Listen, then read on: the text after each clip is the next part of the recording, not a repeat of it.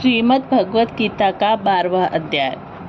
इस प्रकार भगवान के वचनों को सुनकर अर्जुन बोले, हे मनमोहन, जो अनन्य प्रेमी भक्तजन इस पूर्वोक्त प्रकार से निरंतर आपके भजन ध्यान में लगे हुए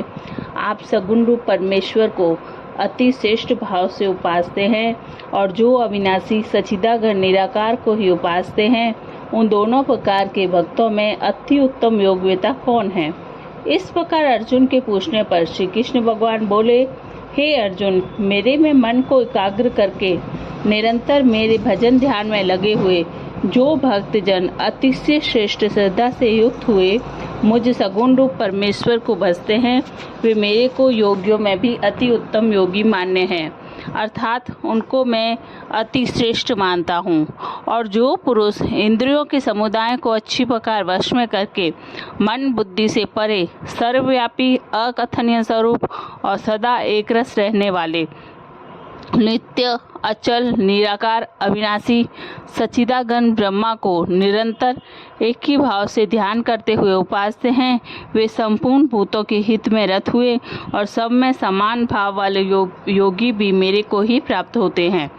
किंतु उन सच्चिदानंद निराकार ब्रह्मा में आसक्त हुए चित्त वाले पुरुषों के साधन में केश अर्थात परिश्रम विशेष है,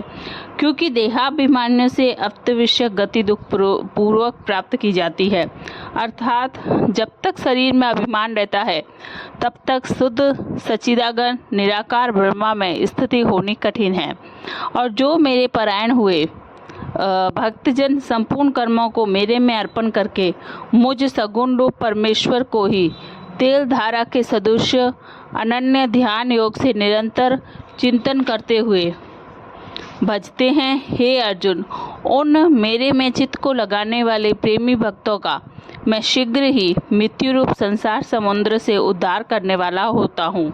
इसलिए हे अर्जुन, तू मेरे में मन को लगा और मेरे में ही बुद्धि को लगा, उसके उपरांत तू मेरे में ही निवास करेगा, अर्थात मेरे को ही प्राप्त होगा। इसमें कुछ भी संशय नहीं है।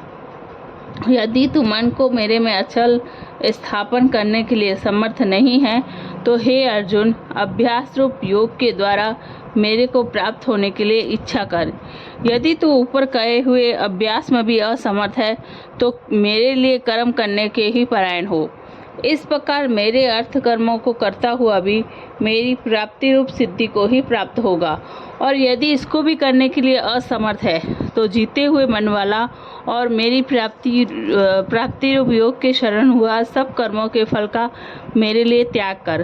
क्योंकि मर्म को न जानकर किए हुए अभ्यास से परोक्ष ज्ञान श्रेष्ठ है और परोक्ष ज्ञान से मुझ परमेश्वर के स्वरूप का ध्यान श्रेष्ठ है, तथा ध्यान से भी सब कर्मों के फल का मेरे लिए त्याग करना श्रेष्ठ है और त्याग से ही तंतकाल ही परम शांति होती है। इस प्रकार शांति को प्राप्त हुआ जो पुरुष सब भूतों में द्वेष भाव से रहित एवं स्वार्थ रहित सबका प्रेमी और हेतु रहित दयालु है तथा ममता से रहित एवं अहंकार से रहित सुख दुखों की प्राप्ति में सम और क्षमावान है, अर्थात अपराध करने वाले को भी अभय देने वाला है, तथा जो ध्यान योग में युक्त हुआ निरंतर लाभ हानि में संतुष्ट है तथा मन और इंद्रियों सहित शरीर को वश में किए हुए मेरे में दृढ़ निश्चय वाला है, वह मेरे में अर्पण किए हुए मन बुद्धि वाला मेरा भक्त मेरे को प्रिय है, जिससे कोई भी जीव उद्वेग को प्राप्त नहीं होता और जो स्वयं भी किसी जीव से उद्वेग को प्राप्त नहीं होता है, तथा जो हर्ष अमर्ष भय और उद्वेगादियों से रहित है, वह भक्त मेरे को प्रिय है। जो पुरुष आकांक्षा से रहित तथा बाहर भीतर से शुद्ध और चतुर है, अर्थात जिस काम के लिए आया था उसको पूरा कर चुका है और पक्षपात से रहित और दुखों से छूटा हुआ है, वह सर्व आरंभों का त्यागी, अर्थात मन वाणी और शरीर द्वारा प्रारब्ध से होने वाले संपूर्ण संभावित कर्मों में कर्तापन के अभिमान का त्यागी मेरा भक्त मेरे को अति प्रिय है। जो न कभी हर्षित होता है और न ही द्वेष करता है और न सोच करता है और न ही कामना करता है, तथा जो शुभ और अशुभ संपूर्ण कर्मों के फल का त्यागी है, वह भक्ति युक्त पुरुष मेरे को प्रिय है। जो पुरुष शत्रु मित्र में और मान अपमान में सम है, तथा सर्दी गर्मी और सुख दुखादि द्वंद्वों में सम है, और सब संसार में आसक्ति से रहित है, तथा जो निंदा स्तुति को समान समझने वाला और मननशील है, अर्थात ईश्वर के स्वरूप का निरंतर मनन करने वाला है, जिस किस प्रकार से भी शरीर का निर्वाह होने में सदा ही संतुष्ट है और रहने के स्थान में ममता से रहित है, वह स्थिर बुद्धि वाला भक्तिमान पुरुष मेरे को प्रिय है। जो मेरे परायण हुए अर्थात मेरे को परम आश्रय और परम गति सबका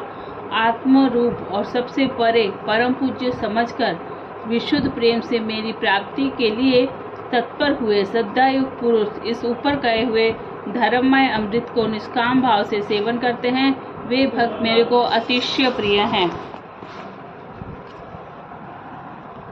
जय श्री कृष्ण। ओम श्री कृष्ण परमात्मने नमः। श्रीमद् भगवद गीता का 12वां अध्याय संपूर्ण हुआ।